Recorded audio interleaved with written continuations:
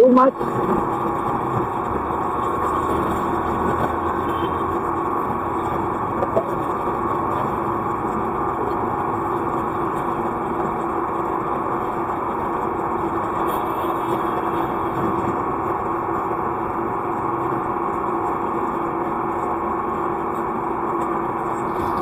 At ayun nga po mga friend, dahil gusto natin na matry yung pagsishib ng Pakistani dito. Kasi habang naglalakad ako, nakita ko si tatay na may pwesto lang parang napakapayak lang yung pwesto niya. May isang upuan, tapos may salamin. You know, the mirror is, napaka-dirty pa ng mirror niya. Yung, alam mo yung parang galing na, yung, alam mo yung mga mirror na tinatapon na sa basurahan ng mga doon sa Dubai. Mas maganda pa, as in, like 1 to 10, like until 7, maganda pa siya. Pero yung kay tatay, 1 to 10, parang nasa 1 na or 2. Ganun na talaga kaagay yung kanyang mirror. Pero, nagsusurvive siya, tsaka may mga nagpapagawa sa kanya. So, I try. Kaya pala may mga nagpapagawa sa kanya kasi magaling naman din talaga siya. Hindi ko naramdaman yung sakit habang nagsishave siya.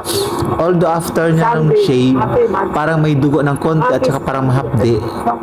Pero habang ginagawa niya yung process, I never feel hurt. Okay, the process. Tapos, he put water and then there is brush. Then this brush, when he put in my face, there's like bubbles. That's the bubbles. Okay, it's like soup but the smell is good. Unlike sa Dubai, we are using the shaving gel. It was very safe and I think hygienic.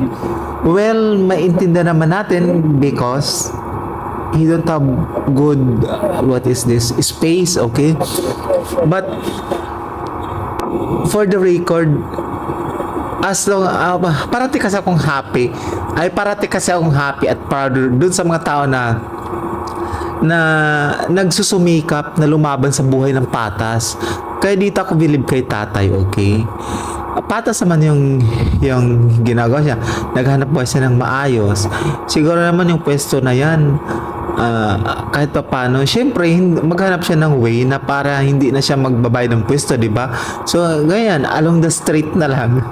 Gawin ko kaya to sa Pilipinas. Pwede naman siguro ganyan sa Pinas, di ba?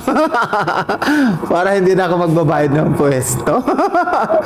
Naisip ko lang, di ba? Along the street, yung parang yung pedestrian lane. Doon lang talaga siya nagpwesto at very okay naman yung services niya at mga